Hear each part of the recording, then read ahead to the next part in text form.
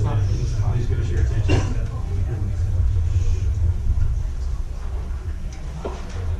Hello everyone, how are you?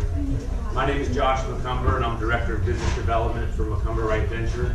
And I'm here to help present our proposal to Boca Raton and Boca National Golf Club. And what you're going to see here is our proposal and vision and kind of what we see we could do at, on the 27 holes, which is the former Ocean Breeze.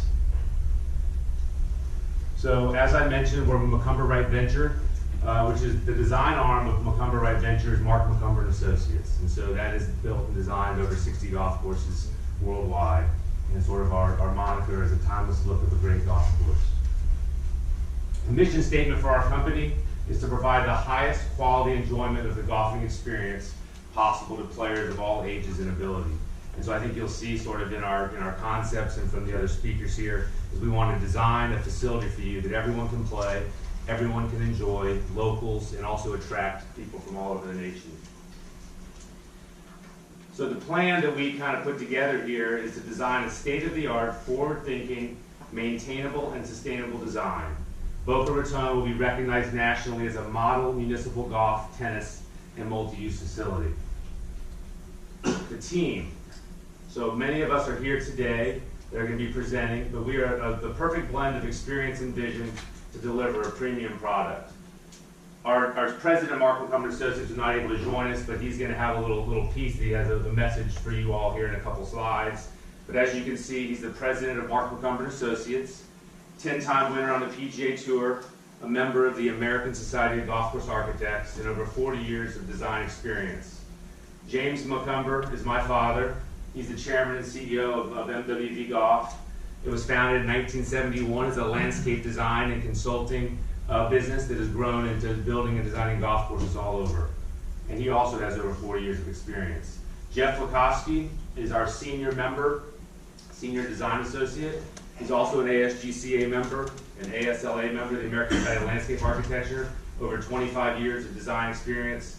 And then, as I mentioned, I'm the business development director. I played professional golf as well. I coach golf and have been working with the family company for over 20 years. We also have with us our architects who are going to show you some really unique concepts to the building aspect of Boca National. And this is Alan Burse and Joe Thomas, and they have some really great designs to show you. And as you can see, they're both AIA members and design public and private work and have submitted for lots of different projects. A couple representative projects that we've done. This is Brickyard Golf Club in Macon, Georgia. This was a renovation project, a complete full renovation. It was the old Riverside Golf Club, and unearthed some really, really neat natural stone that was on the property and made it a really dynamic golf course. The Bridges of Spring Tree is in Sunrise, Florida, very close. That was, again, a complete renovation that we completed about 7 years ago, all past Powell and Grass, and that was an executive course with a nice practice facility. We were the designers of the West Palm Beach Golf Club. Here's a couple restoration photographs that we thought were neat. This is before on the left and after on the right. And what's unique about this project is this won the runner-up in Golf Inc. magazine as the runner-up renovation of the year that year in 2009. And then this last project I thought was unique to the Boca project. This is the Tunica National Golf Club in Tunica, Mississippi. It is a golf and tennis facility. It's got a very nice learning center and driving range and short course that we thought had some similarities to what our vision is of the Boca National for you all today. And what's another unique distinction of this golf course is it is really loved in Mississippi. Golf Advisor is a review for golf courses. It's the #1 golf course in Mississippi on Golf Advisor and in the top 30 in the nation. So we're very proud of this facility. And so I wanted to share a couple words here from Mark McCumber, as I mentioned, a 10-time winner on the PGA Tour and an ASGCA member.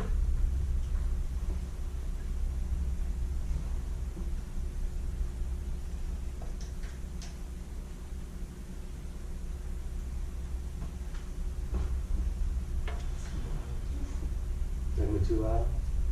Well, we'll find out.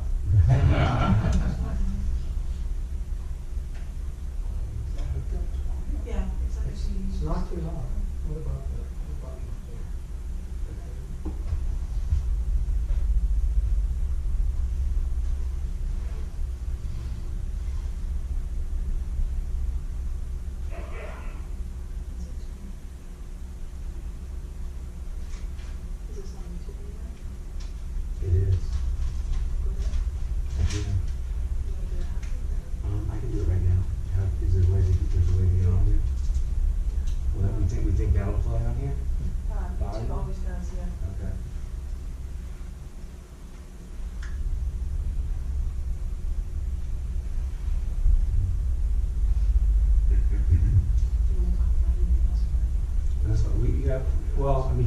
tees up Jeff coming on here, so. Do we think that'll work? We can just move on.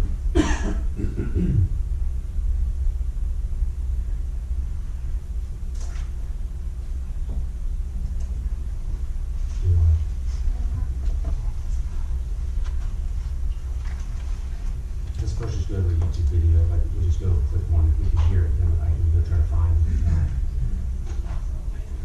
It's just this stuff. Let's just go.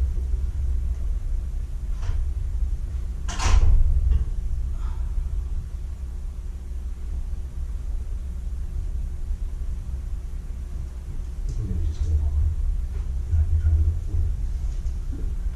Is there an email that I can send you? The link is you can pull up?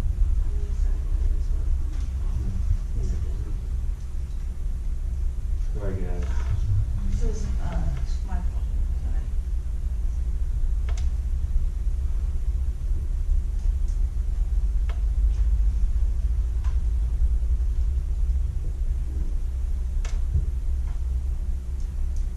Just play like a test thing. We'll see.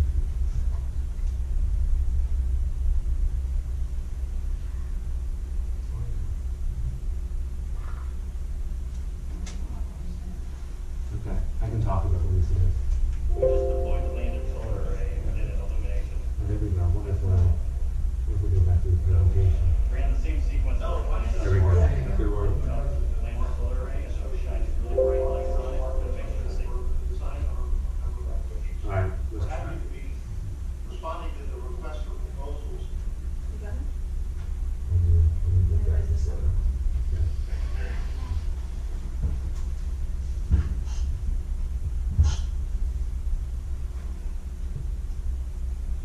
Hello, my name is Mark McCumber. I'm the special There you go. architectural firm that designed our McCumber Wright pictures.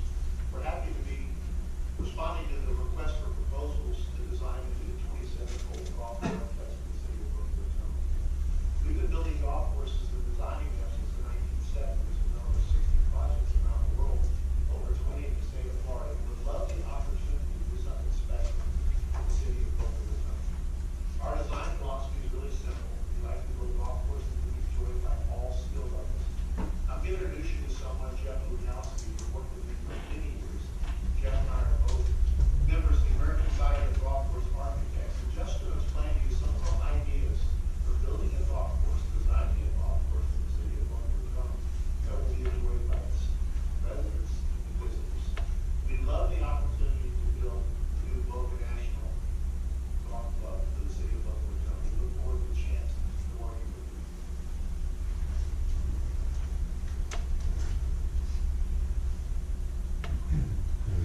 Okay, we've taken the liberty of kind of putting some ideas on paper just to kind of give you an idea of how our philosophy would work moving forward with this project. I'll start with the 18 holes on the west side. You know, we looked at those, your corridors are kind of restricted with the boundaries and with some of the home, single-family home development in there. So, you know, there's not a whole lot you can change there, but there are some things we did. Of course, eliminating the This touch screen, hold on. sorry about that. Stay away. Eliminating the tennis courts and things, we're able to move that practice range tee back.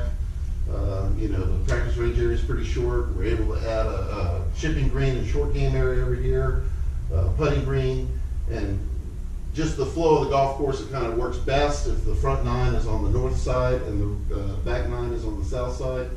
Enlarging some lakes to create some additional fill so we could do some kind of unique shaping and enhance the golf course. One thing that we feel really strongly about, and I think it's been mentioned before, is the incorporation of several tee locations, including a real forward set of tees that are, we call them family tees. You know, it would be nice from a retiree whose 7-year-old grandchildren want to come and visit, that the whole family can come together, tee it up on a real tee box, not just throw it down somewhere, and play around the golf together. And, you know, that's one way that we're able to grow the game and have, you know, young people as interested in golf as some of us are, and get them away from some of the video games and stuff that my kids seem to like to play. So I try to drag them out the golf course every now and then at least. The other thing that's nice about here is the practice tee then is adjacent to the first tee, so all the staging for getting players started and stuff can happen all in the same type of spot. On the southern end, talking with our clubhouse designers and stuff, they thought it'd be really nice if we flipped these two holes so that the final hole, the 18th, finishes right as the view area for the clubhouse. So you can, you know, sit on the back patio, on the veranda, watch people play golf and have a great view of the 18th green.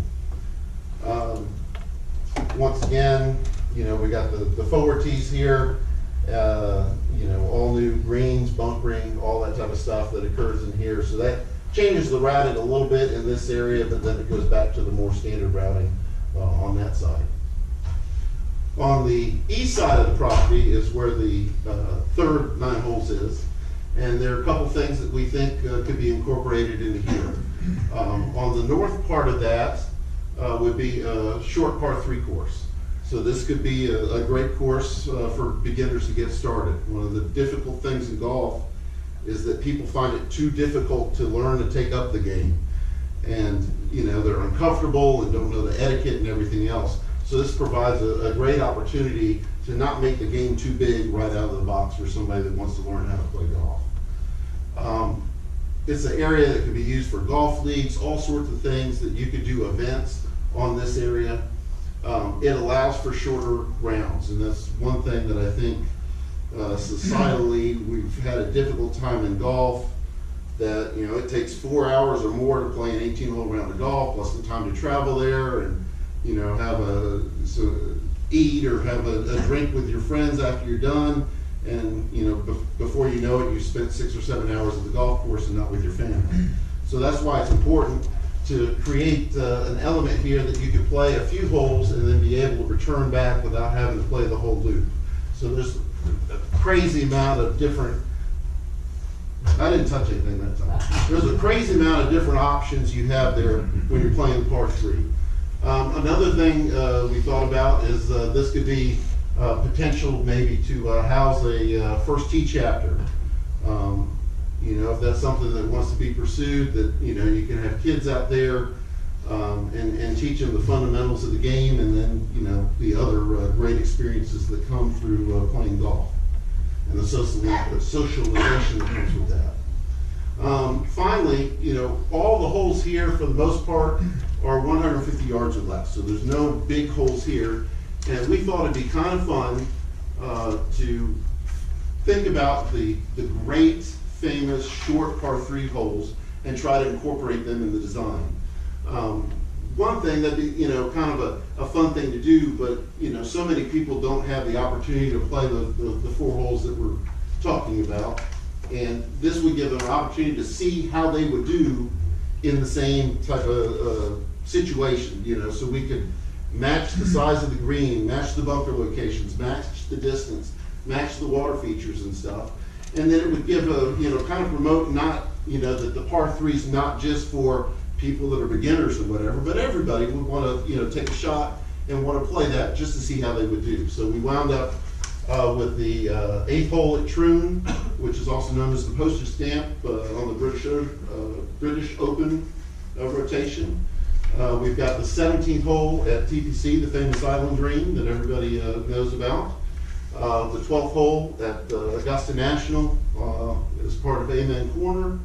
And then the 7th hole at Pebble Beach, which is a beautiful hole. And what's nice is this area, you've got a lot of movement and soil and stuff. So we have an opportunity to, you know, to move some soil around and really be able to replicate some of these famous par 3 holes. As we move to the southern portion of the east area, we have a lot of experience with training programs, golf academies. We've done several college golf practice facilities. And so what we like to do is make a facility that has as many options as possible. So the thought here is, and it needs to be refined, but we'd be able to have a couple, from the building, a couple hitting bays where you could do video lessons and that type of thing, and hit from the building, come out to basically a range tee, but instead of finding a regular driving range, this is literally a few golf holes intermingled together that could be played in all sorts of different fashions. So from the range tee, you get the experience of like you're driving on a real golf hole, but then you could turn around, and if you've got a small group and you're working on a golf school, you can actually play the holes, and you can play the holes in very different configurations. So you can learn about strategies, golf management, and things like that. And then, you know, we also talked about the opportunity to allow, you know, maybe high school teams, local college golf teams, the access to this at different times so they can improve. And I'll let Josh. Absolutely. I think that in a big concept of our design on this unique piece, this other 9 hole, East 9 holes, was to design something like that. And so we incorporated the tennis and the golf and this learning center concept to really create this community feel and have it be a place that local tennis teams, high school teams, middle school, high school, college teams can come and utilize this facility. Having a state-of-the-art learning center so you could attract the best instructor academies that there are for satellite facilities to be at this place. And the unique design of this does not take anything away from the core 18 holes, the driving range that the public is going to use, but you have a self-contained ability to do golf schools, to have people work on their game and practice, and really create an environment for middle school and high schools to have an opportunity to see what it'd be like to go play college. You have the colleges out, and you can really do a lot of experience. In the tennis component, idea that Alan and Joe are going to talk about is sort of a stadium court type of scenario with meeting space around it. And then these tennis courts, so again, you can have a state-of-the-art tennis academy, a community, and incorporated in this design that we've come up with is that between the courts, we can have a covered pavilion and it's a meeting space so that you could sit up on top of the courts, and if you're a student or someone was having a tennis instruction, you can get a drink, watch what's going on, and see what's going on in our area. So it ends up being a great spot for people to observe what's happening, to not be right on top of the instructors, and we thought that was very, very unique from an operations standpoint, and we're very excited about the multi-uses that we have, and we've got a unique concept on the driving range that Alan and Joe will discuss here in a minute. But we're proud of the ideas that we threw together to put together, and we thought hard about it for you guys on what would make this golf facility unique and kind of a poster child for municipalities around the country. And now, Joe. Thank you. Sorry, Alan and Joe from Burris Thomas are going to discuss. I'm Alan Burris. This is Joe Thomas. We're from Burris Thomas Architects, design studio up in Palm Beach Gardens, Florida. So as a continuation of what Josh was saying, you know, when we think of a building like this, we don't just think of a golf clubhouse. We think of something the entire community can use. A multi-use center, if you will. Something that will attract people that might not play golf and then expose them to the game of golf. So here's our design philosophy. Kind of summed up when we start to design buildings, the main kind of 3 things it should be is the building should be climate responsive, environmentally responsive, and respond to the neighborhood. And in a public project, much like this, the way we would start it off is have a community charrette, much like the group in here today. Everybody is very interested, obviously, in what the teams are presenting, but they should also have a say in what goes on, too. And these are images from some projects that we did last year in Delray and Deerfield, where we invited the community in, we kind of set up ideas, we listened to what they had to say, we kind of voted on things, we went back a couple times, and the neighborhood actually helped us design these projects. The design approach. So we've done golf clubhouses before, and research that we've done, clubhouses, it's about people, space, more than golf. 25% of golfers time is at the clubhouse. So we think of that as it's a pretty important space. So you want to run down some of these kind of ideas that golfers have told us? Yeah, you want to have easy access for vehicles, peoples, and for the golf carts. You want to have, they also want to have unparalleled views. So we want to open up the views to the nature and to the golf course themselves, which is what Jeff kind of explained. We've kind of relocated the 18th hole and reorientate the clubhouse to have views of that finishing green, finishing hole. We want to have expansive covered areas, especially in South Florida, because we have the brutal sun in the summer and we have, you know, the rain storms, thunderstorms. We want to have natural daylight, quick access to the pro shop and casual food. And we also want to enhance the building and environmental performance with sustainable design. We'll go into a little more details on that. Whoops. Go on. Then we also, yeah, and this is some of the proposed ecological stormwater technologies that we could use around the facility. We would incorporate bioswales, which is just a way for storm runoff from parking lots and hard surfaces to get filtered before it gets into the stormwater system. We also could look at using underground storage, and that's basically instead of using retention ponds and things like that. And then rain gardens is another way for, you know, contaminants from pervious areas to be filtered before. Rather than just send it into the sewer. Right. Into the city. So we're just looking at, and then for the building itself, you know, we were looking at the idea of kind of creating a net zero or building that could be kind of off-grid or self-sustainable. And these are just some of the techniques that we could incorporate depending on what everyone, on the feedback we get from Solar shading, natural Right. ventilation, geothermal, these are just ideas that, you know, for energy efficient buildings. Right. And Mhm. so we take all these pieces, they're all building blocks, things that the community, you know, things that we learn from the community ideas, these kind of ideas of sustainability. And that's kind of how we put together the building. And we did put together some concept artwork for what we think, of course, without input from the community, but just kind of ideas that we have of what these buildings may look like here, this golf course. So here's the site plan. Joe, you want to explain the site plan? Yes, this is the site plan here. So we have the clubhouse building here, the golf and tennis training facility, and then the driving range. And the idea behind these is we're just kind of incorporating the landscape into the buildings, and the buildings are, you know, providing these views of nature and the golf course. So here's the conceptual idea that we had for the actual clubhouse building. So you have your prominent entrance here with pavers. We have some pro shop, restaurant, and then on the other side we have more of an open building that is shaded from the environment, or shaded from the sun and from the rain. We have an outdoor bar. We also have stairs that come up to a rooftop area. You can have some practice room up there, some little small gathering areas. You can have some cocktails that you can bring up from the bar. Yeah, And, the building would sit on not the exact footprint, but the same area where the existing clubhouse is, not to disturb too much the golf course. Buildings shouldn't be any larger than they need to be, and this one's really not a large building, although it might look like it. We're taking, the ground that we're using, we're putting back up on the roof. There's a little bit of interior space, a lot of it's open, there's a lot of kind of little meeting gathering spaces that you can see, an outdoor bar, which is always nice. Right. The stairs are designed really wide with actually meeting spaces in them. They're large treads, so you can actually have spaces to sit down and have small meetings. A multifunctional Right. space, it could be used, you could have any kind of event that you want up there. There could be weddings, there could be parties, there's a restaurant. So really there's an unlimited amount of uses for a facility like this. And it's very simple. The type of architecture this is just responding to all the things we talked about. It's responding to the climate, the environment, and actually what the building needs to do.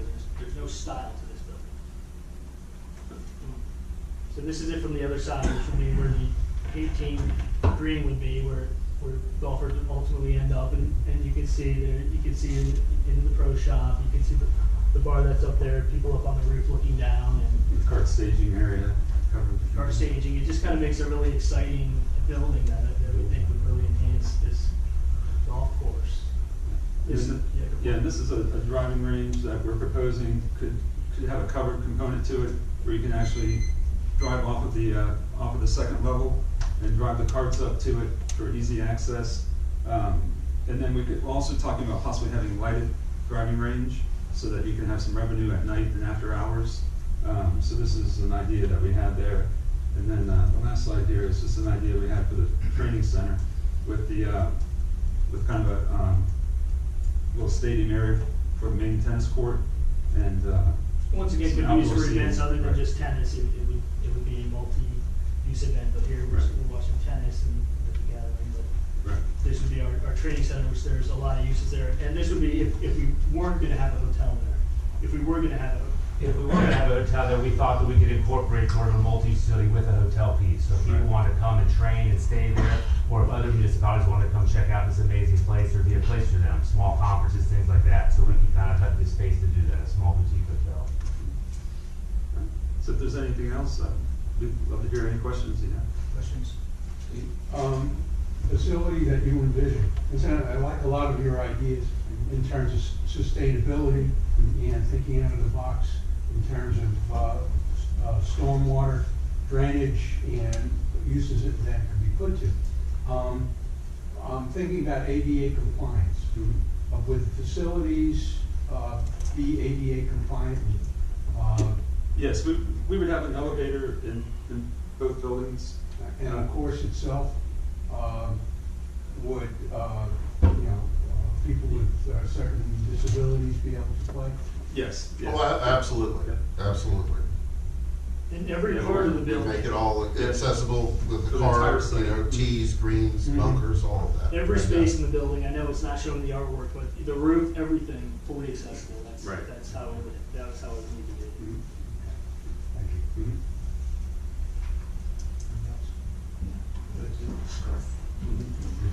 You mentioned you were going to dredge, and watch the lakes. What do you do with the material that you dredge up, Use that for golf course features. such Mm. as? So, the additional tee boxes, shaping, mounding, things like Raising that. elevation in places. Because I've heard from other communities that have done this, that it's very hard in Florida to grow on that muck. Have you experienced that at all? I mean, we'd have to see exactly what the soil is, but there are ways you would, if it's a mucky, poor soil, then you would flip that and put that at the bottom, and then cover that up and put the better material on top. So there are definitely ways to work around it if the soil is less than ideal. And you wouldn't want to build on it, but for a golf course, it's a usable material. You're welcome. The question that's always in communities' minds, they want a golf course that challenges those, the low handicapper and playable by the high handicapper like myself. Right. I assume that the plan that you would put forth would be compatible with that. Yeah, I'll let Jeff speak to that. Yeah, Jeff and I can talk about that. We've designed tons and tons of golf courses all over, and I think our philosophy, and that Mark touched on, is that you maintain a golf course that's very maintainable, but then you also can have different tee boxes and different angles, so that it's harder from the farther tees, less force carries from the more front tees and more your higher handicap player. And then how you maintain it also, growing in rough and different things, is big of our philosophy. So if you want to make it hard and you want to attract a golf tournament, you grow the rough in, you do different mowing patterns, you might shave some areas down around the greens to make it a little bit harder. So that's ways that you can do things with agronomy to make a golf course more challenging for specific things. But So, that- yeah, like Josh was saying, you try to, as best you can, use different tee angles. So if you have a bunker and you put the bunker, 300 yards from the back tee, and then as you shift the tees over to the right or the left, the fairway opens up. So the player that's playing the back tee, that's a scratch golfer, he's going to have the challenge. Does he challenge the bunker? Does he try to hit it over? Where does he position himself? Where as you move up the forward tees, the angle in the fairway gets larger and larger at that angle when you're on the line of play. And so that's certainly something that we're very cognizant of. And then, like I said, the addition of the family tees kind of builds on that even more, where those tees are located where you're kind of past the fairway bunkers, or the opening, the fairway bunkers aren't even a factor. The playability is one thing, also the fact that, having it so that the round of golf doesn't take 5 hours. Right, So right. eliminating certain hazards where you're gonna be looking for your ball, or I spend a Well, lot that's of another thing you do. There aren't many lakes or anything on the golf course as it is now. So that is one thing going for it, that, there's not a whole lot of places that you're gonna lose the ball. I mean, there's some out of bounds certainly, but, keep it wide open, make sure, The trees are limbed up and stuff like that, so it is playable, and you know, like you said, keep the golf moving along. Gentlemen, thank you very much. And then we have one more question. One more question.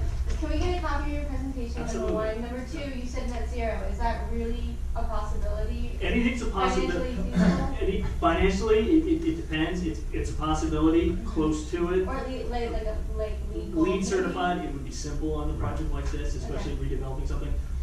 It's all about the budget, and you don't wanna spend, you just have to see, but yeah, a very sustainable building, you know, the shade structures, a lot of things are outside, you only put inside what you need to, so a minimal footprint, a lot of things like that. Okay, I really like the sustainability aspect of the building, was a big part of your presentation. Yeah, once we get to the community charrette, we can bring more details about that to tell everyone more details of how everything would be incorporated. Thank you. Thank you. Thank you, All gentlemen. right, have a good night.